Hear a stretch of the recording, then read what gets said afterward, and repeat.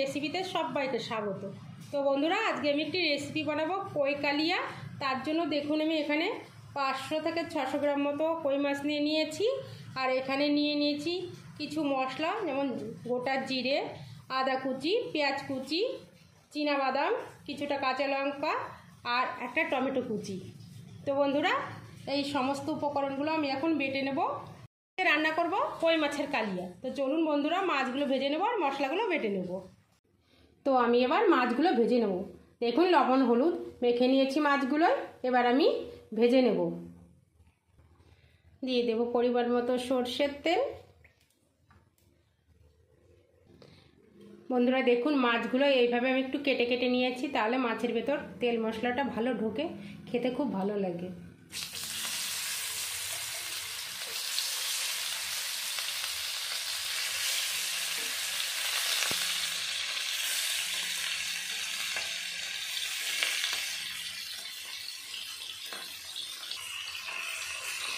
মাছগুলো উল্টে পাল্টে দেবো। একটু বন্ধুরা, মাছগুলো একদম টাটকা মাছ।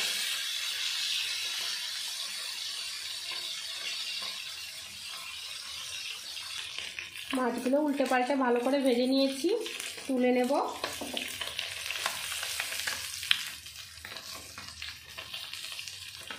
আমি সমস্ত মাছগুলো একইভাবে ভেজে নেব।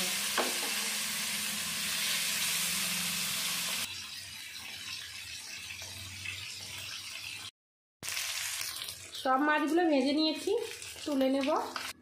ওই তেলের মধ্যে আমি ফোড়ন দিয়ে দেবো 2টো শুকনো লঙ্কা,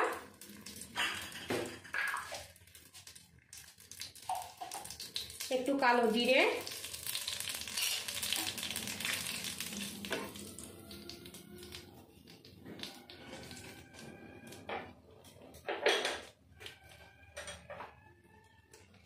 বেটে রাখা পেঁয়াজ,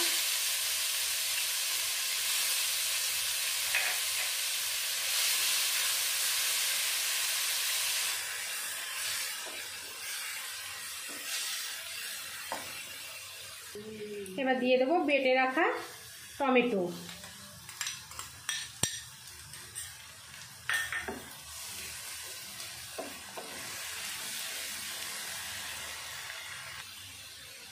পেঁয়াজ আর টমেটোর কাঁচা গন্ধটা চলে গেছে, এখন দিয়ে দেবো বেটে রাখা আদা, জিরে, কাঁচা লঙ্কা আর চীনাবাদাম।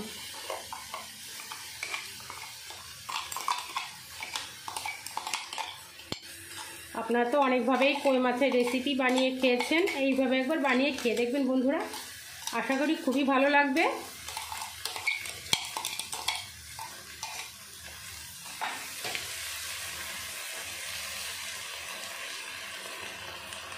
মিক্সির জারটা ধুয়ে একটু দিয়ে দেবো জল।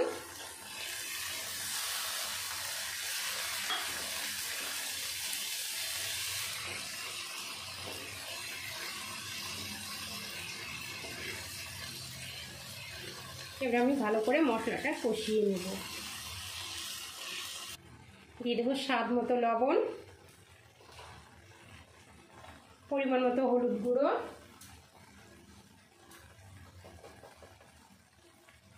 একটি শুকনো লঙ্কার গুঁড়ো।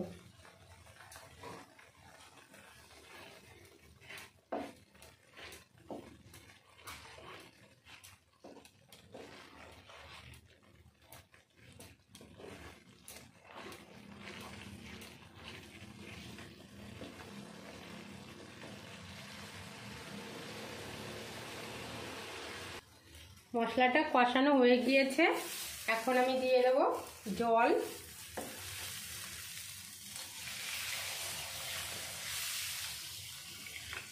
জল বেশি দেব না, কারণ গ্রেভিটা ঘন হবে, তার জন্য।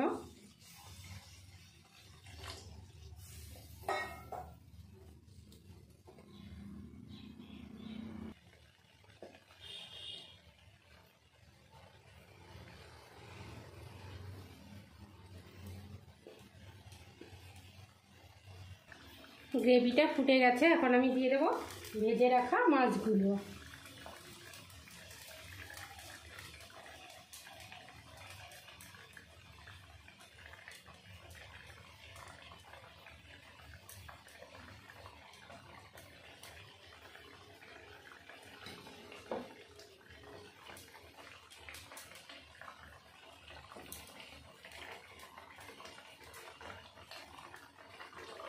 2 মিনিট মতো ঢেকে দেব। ঢাকনাটা তুলে নেব।